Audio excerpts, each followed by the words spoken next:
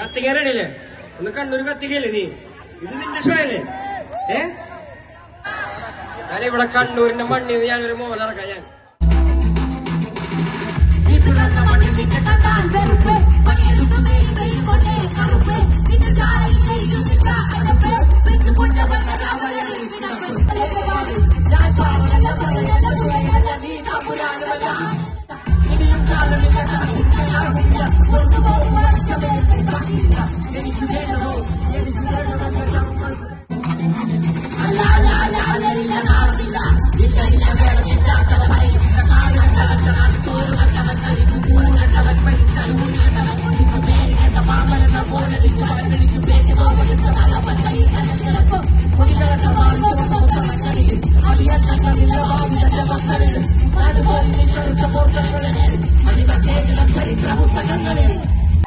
നിങ്ങള് ലിയാന ആദ്യമായിട്ടല്ല കാണുന്നത്.